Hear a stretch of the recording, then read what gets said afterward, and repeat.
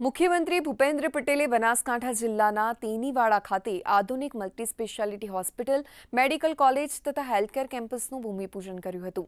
જીવન વિદ્યા charitable trust દ્વારા ₹450 કરોડના ખર્ચે નિર્માણ પામનાર આ હોસ્પિટલ થકી આસપાસના વસતા લોકોને આરોગ્ય ક્ષેત્રે વધુ સારી સુવિધાઓ પ્રાપ્ત થશે। આ પ્રસંગે જિલ્લા પંચાયત પ્રમુખ વસંત પુરોહિત, રાજ્યસભા સાંસદ મયંક નાયક, ધારાસભ્યો, જીવન વિદ્યા ટ્રસ્ટના ટ્રસ્ટીઓ, સંતો, મહંતો સહિત મોટી સંખ્યામાં નાગરિકો ઉપસ્થિત રહ્યા હતા।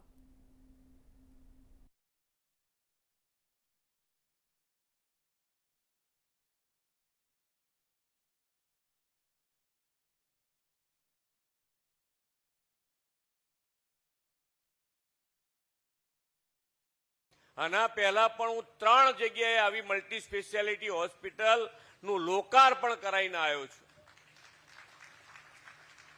એટલે આ વિચાર ક્યારે આવી શકે?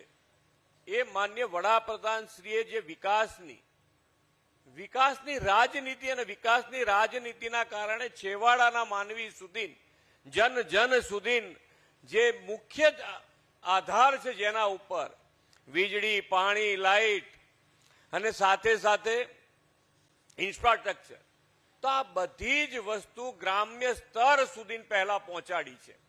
અને એટલે આજે તમને કોઈને પણ એવો વિચાર આવી શકે કે આપણે કોઈ પણ વસ્તુ, કોઈ પણ સેવાની વસ્તુ કરવી છે તો ગ્રામ્ય સ્તરે પણ કરી શકાય। અહીં આગળ 900 બેડની મલ્ટી હોસ્પિટલ જે બનવાની છે એ સમગ્ર ઉત્તર ગુજરાતના તમામ જિલ્લાઓમાં જરૂરિયાતમંદ લોકોને મદદરૂપ થવાના છે અને આરોગ્ય ક્ષેત્રે એક ક્રાંતિ થવાની છે।